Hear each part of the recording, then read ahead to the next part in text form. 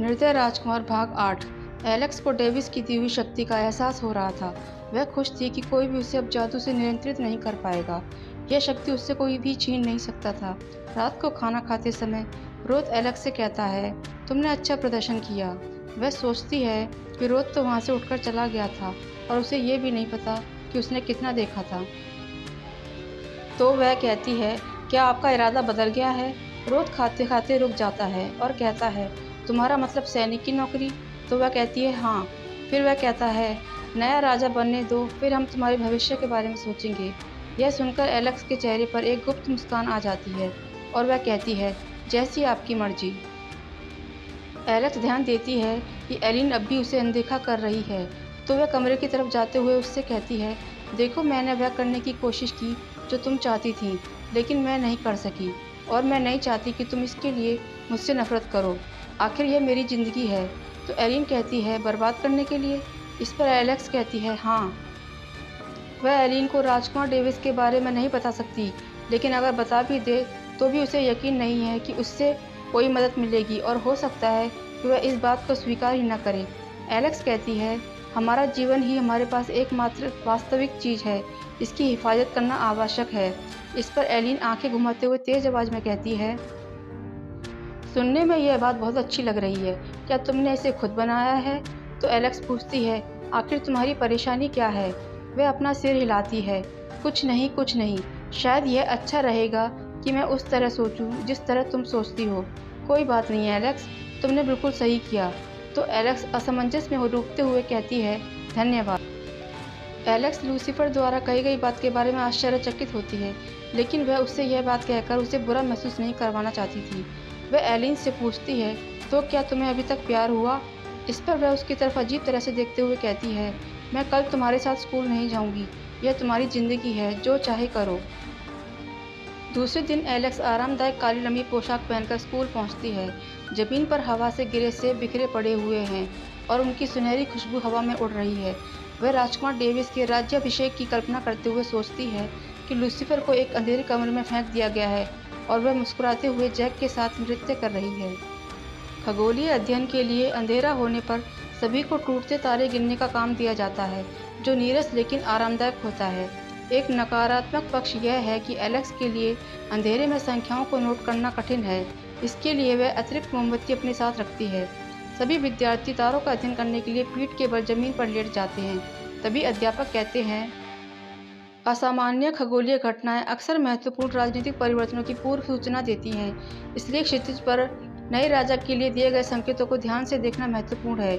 तभी अंधेरे में से एलिशा के खिलखिलाने की आवाज़ आती है। वह अपनी घमंडी और पश्चातापहीन आवाज़ में अध्यापक से कहती है, 1 दर्जन जन्म, जो बिल्कुल गलत है। तो एलेक्स धीमे से कहती है, मौतें। यह सुनकर अध्यापक जोर से कहते हैं, बहुत अच्छे एलेक्स, अब मुझे कौन बताना चाहेगा कि यह मौतें कब होने की सबसे अधिक संभावना है। एलेक्स के लिए पीछे हटने का कोई मतलब नहीं था, क्योंकि वह घोषणा कर चुकी थी कि वह अपनी महानता से लूसीफर को शर्मिंदा करती रहेगी। वह कहती है, यह इस बात पर निर्भर करता है कि तारे किस तारामंडल से होकर गुजरे और किस दिशा में गिरे। उत्तर देने के आते रास्ते में उसे ऐसा लग रहा था जैसे उसका गला बंद होने वाला है। वह खुश थी कि अंधेरे की वजह से उसे लूसीफर और अलीशा का चेहरा देखने की ज़रूरत नहीं। अध्यापक कहते हैं, बहुत बढ़िया, यही कारण है कि हमारे पास नोट्स होने चाहिए। तभी डैनियल कहता है, यह नीरस है। भविष्यवाणी सुअरों और छोटे लोगों के लिए है। हमें अधिक दृष्टिकोण वाली चीज़ें सीखनी चाहिए। अगर मुझे ज़मीन पर लेटकर रात गुजारनी है तो मैं प्यार का सबक लेना चाहूँगा। यह सुनकर कुछ हंसते हैं। अध्यापक कहते हैं, मुझे बताओ कि कौन सी घटना प्यार में सफलता का संकेत दे सकती है। तो डैनियल और अधिक हंसने के लिए कहता है, अपनी पोशाक उतारती हुई एक लड़की। तो अध्यापक एक लड़की को बुलाकर कहते हैं, क्या आप उसके लिए उत्तर दे सकती हैं? शायद उन्हें प्यार में इतनी कम सफलता मिली है कि वह वास्तव में नहीं जानते। वह हकलाने लगते हैं। एलेक्स को यकीन है कि वह उत्तर जानते हैं, लेकिन डैनियल के गुस्से को भड़काना नहीं चाहते। तभी वे तीखे स्वर में पूछते हैं, क्या मैं दोबारा एलेक्स से पूछूं? या लूसीफर, आप हमें क्यों नहीं बताते? जब लूसीफर बोलता है तो उसकी आवाज़ भयावह और अधिकार से भरी होती है। वह कहता है, नहीं, डैनियल बिल्कुल ठीक कह रहा है। यह पाठ उबाऊ है। आप दिए जलाएंगे और एक नई शुरुआत करेंगे। अध्यापक एक क्षण के लिए रुककर कहते हैं, जी मेरे राजकुमार, और उनके चारों ओर दिए जल उठते हैं। एलेक्स सोचती है कि क्या लूसीफर को कभी कुछ ऐसा करना पड़ा जो वह नहीं चाहता था। वह उनके पाठ्यक्रम को अचानक बदल सकता था, वह जो चाहे कर सकता था। वह आश्चर्य करती है कि ऐसे व्यक्ति के लिए कोई भी बात मायने कैसे रख सकती थी। तभी अलीशा, जो ठीक एलेक्स के ऊपर खड़ी हुई थी, हाथ में एलेक्स की नोटबुक घुमाते हुए कहती है, बेचारी एलेक्स, उसकी दृष्टि खराब है, उसके लिए इतनी सारी कमियों पर काबू पाना कठिन है। एलेक्स उसके हाथ में से नोटबुक लेती है, जिससे उसके पेज का लिखा हुआ अधिकांश भाग फट जाता है। एलेक्स कहती है, क्षमा करें यदि आप मेरी लिखावट नहीं पढ़ सकती, लेकिन दृष्टि केवल मेरी ही खराब नहीं है। इस पर अलीशा चिढ़कर एलेक्स के गाल पर जोर से तमाचा मारती है। एलेक्स चौंक जाती है और लड़खड़ाते हुए एक घुटने पर बैठ जाती है। वह अलीशा से कहती है, आप ऐसा नहीं कर सकती। तो वह अहंकारी होते हुए कहती है, मैं जो चाहे कर सकती हूँ। अध्यापक चौंक जाते हैं, सभी सहपाठी उन्हें घूरते हैं। अलीशा लूसीफर को देखती है, लेकिन उसकी अभिव्यक्ति से साफ पता चल रहा था कि वह उसे खुश करने में विफल रही। अलीशा के चेहरे पर शर्मिंदगी छाने लगती है। एलेक्स सोचती है कि वह जब से इन लोगों के बीच में है, कई रेखाएं पार की जा चुकी हैं। जब उन्हें नदी में धकेला गया तो किसी ने नहीं देखा था। अच्छा हो या बुरा, वह जनरल के घर का हिस्सा है और रोज के संरक्षण में है। लूसीफर उसे पार करने की हिम्मत कर सकता था, लेकिन उसे लगा कि बाकी लोग कम से कम हमला करेंगे। वह अपने आप को झाड़ती है और कहती है, क्या तुम मुझे चुनौती दे रही हो? क्योंकि तब समय और हथियार चुनना मेरा अधिकार है। उसे एहसास होता है कि एलेक्स का प्रश्न वास्तव में प्रतिक्रिया मांगता है।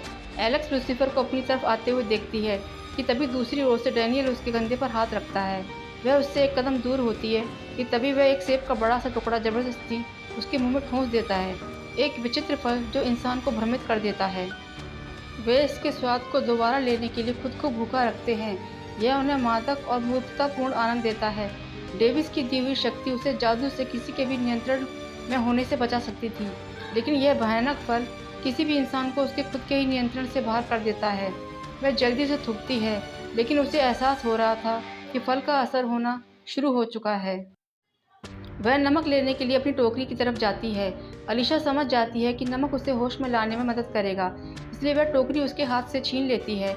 डैनियल उसे धक्का देकर जमीन पर गिरा देता है और फल दोबारा उसके मुंह में ठूंसते हुए कहता है, मुझे तुम्हारी यह खट्टी जीभ मीठी करने दो।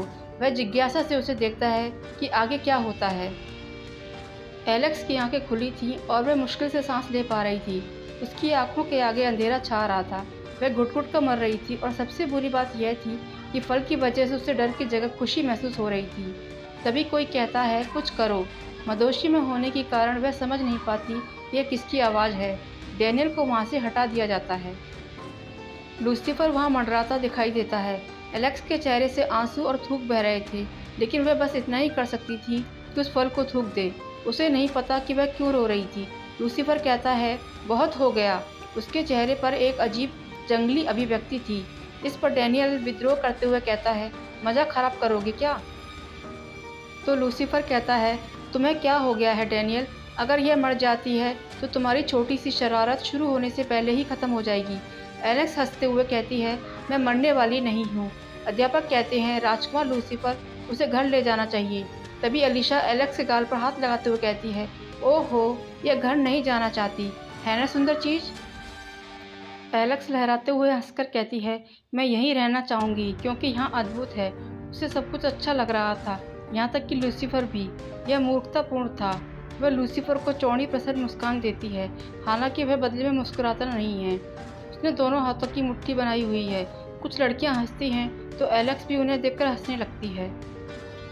उनमें से एक लड़की कहती है, मैंने पहले कभी किसी इंसान को जादुई फल लेते नहीं देखा, क्या उसे याद रहेगा?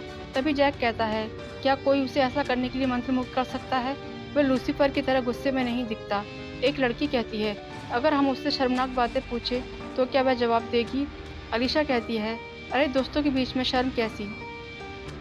एक लड़का बोलता है, आप हम में से किसे चूमना सबसे ज़्यादा पसंद करेंगी? एलेक्स झूमते हुए कहती है, मैं आप सभी को चूमना चाहूँगी, जिससे वे हंसी से चिल्लाने लगते हैं। तभी अलीशा उसके कपड़ों पर भौं चढ़ाते हुए कहती है, तुमने बहुत सारे कपड़े पहने हुए हैं और वे गंदे भी हो गए हैं, तुम्हें उन्हें उतार देना चाहिए। एलेक्स को अपने कपड़े अचानक भारी लगने लगते हैं। वह प्रसन्न होकर कहती है, आप सही कह रही हैं। वह अपने कपड़े उतारने लगती है। उसने इंसानी अंतःवस्त्र पहने हुए थे, सभी उसे अजीब तरह से घूर रहे थे, मानो सोच रहे हों कि उसे अपना अंडरवियर कहाँ से मिला। वह उत्साहित होकर अलीशा से पूछती है, क्या मैं भी तुम्हारी तरह सुंदर हूँ? तो वह डैनियल की तरफ देखते हुए कहती है, नहीं, तुम बिल्कुल भी हमारी जैसी नहीं लगती। यह सुनकर वह दुखी थी पर आश्चर्यचकित नहीं। एलेक्स ने गले में सूखे जामुन का हार पहना हुआ था। डैनियल हार की तरफ इशारा करते हुए कहता है, तुम्हें वह भी उतार देना चाहिए। एलेक्स षड्यंत्रपूर्वक सिर हिलाकर कहती है, आप सही कह रहे हैं, मुझे अब इसकी आवश्यकता नहीं है। अलीशा अपने हाथ में फल के मसले हुए अवशेष को देखकर मुस्कुराते हुए कहती है, आओ मेरे हाथ चाट कर साफ करो, तुम्हें कोई आपत्ति तो नहीं है ना? सभी सहपाठी सजग हो गए। वे चाहते हैं कि वह यह करे और एलेक्स फल को दोबारा चखने के लिए लालायित थी। वह आगे बढ़ना शुरू करती है कि तभी लूसीफर उसके सामने कदम रखते हुए कहता है, नहीं। बाकी लोग उसे जगह देते हुए पीछे हट जाते हैं। वह मुलायम चमड़े का जूता उतारता है और अपना एक पैर सीधे उसके सामने रखते हुए कहता है, एलेक्स यहाँ आएगी और मेरे पैर को चूमेगी। उसने कहा कि वह मैं चूमना चाहती है और आखिरकार मैं उसका राजकुमार हूँ। एलेक्स फिर से हंसती है क्योंकि सब कुछ हास्यास्पद लग रहा था। हालांकि लूसीफर की ओर देखने पर उसे कुछ गलत लगता है। उसकी आंखें रोष, इच्छा और शायद शर्म से भी चमक रही थीं। एक क्षण के बाद वह कहता है, खैर जल्दी करो, मेरे पैर को चूमो और बताओ मुझे कि मैं कितना महान हूँ। बताओ कि तुम मेरी कितनी प्रशंसा करती हो। तभी जैक एलेक्स के कंधों पर हाथ रखते हुए लूसीफर से तेजी से कहता है, बस मैं उसे घर लेकर जा रहा हूँ। तो लूसीफर ने भौं चढ़ाते हुए पूछा, क्या तुम अभी ले जा रहे हो? दिलचस्प समय। तुम्हें थोड़े अपमान का स्वाद पसंद है, बहुत ज़्यादा का नहीं। जैक धीमे से कहता है, जब आप इस तरह के हो जाते हैं तो मुझे नफरत होती है। लूसीफर अपने कोट में से एक शाही पेन निकालता है। एक क्षण के लिए एलेक्स को लगता है कि वह उसे वहीं छोड़ देने के लिए जैक को वह शाही पिन दे रहा है। फिर लूसीफर एलेक्स का हाथ पकड़ लेता है और अपनी पिन उसके अंगूठे में चुभो देता है। वह कहती है, आउच, और अपने घायल अंगूठे को अपने मुंह में डाल लेती है। उसे अपना खून उसकी जीभ पर धात्विक जैसा महसूस होता है। वह एलेक्स से कहता है, आप घर तक अच्छे से चलकर जाएं। जैक किसी का कंबल उसके चारों ओर लपेटता है और उसे घर की ओर लेकर चलता है। शिक्षक एलेक्स से नजरें चुराते हैं। वह अपने घायल अंगूठे को चूस रही थी। उसका सर अभी भी चकरा रहा था, लेकिन पहले की तरह नहीं। वह सोचती है कि कुछ गलत है। एक क्षण बाद उसे एहसास हुआ कि क्या है। उसके इंसानी खून में नमक है जो उसे ठीक कर रहा था। वह लूसीफर को देखती है। वह डैनियल और अलीशा के साथ हंस रहा है। थोड़ी दूर चलने के बाद उसने जैक से कहा, मुझे वहाँ से निकालने के लिए मैं आपकी एहसानमंद हूँ। वह उसे ध्यान से देखता है। उसके साथ अकेले रहना भयानक है, यह जानते हुए भी कि उसने उसे अंडरवियर में देखा है, लेकिन वह शर्मिंदगी से अधिक गुस्से में थी। वह अपना सिर हिलाता है। तुम्हारे ऊपर किसी का कुछ भी बकाया नहीं है एलेक्स, विशेषकर आज तो नहीं। एलेक्स पूछती है, आप उन्हें बर्दाश्त कैसे कर सकते हैं? वे भयानक हैं, राक्षस हैं। वह कहता है, उनके साथ रहने से खुशी मिलती है, हम जो चाहे ले सकते हैं और सबसे बड़ी बात वहाँ सुरक्षा है। एलेक्स कहती है, क्योंकि कम से कम वे आपके लिए भयानक नहीं हैं। वह जवाब नहीं देता। रोथ के घर के नज़दीक पहुँचने पर एलेक्स कहती है, मुझे यहाँ से अकेले ही जाना चाहिए। वह उसकी ओर कदम बढ़ाते हुए कहता है, रुको, तुम्हें दोबारा देखने की इच्छा है। वह आश्चर्यचकित होती है कि वह उधार के कंबल, जूते और मॉल से खरीदे हुए अंडरवियर में मिट्टी से सनी हुई खड़ी है। वह पूछती है क्यों।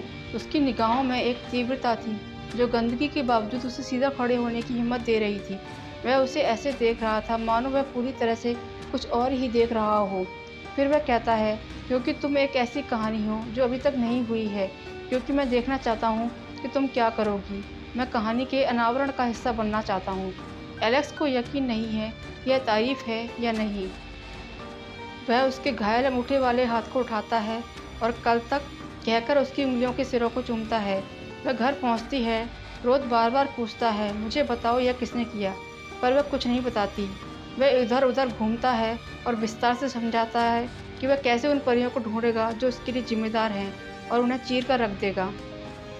जब वह डरी हुई होती है तो वह यह नहीं भूल पाती कि चाहे वह पिता की भूमिका कितनी भी अच्छी तरह निभाए, वह हमेशा हमेशा उसके पिता का हत्यारा ही रहेगा।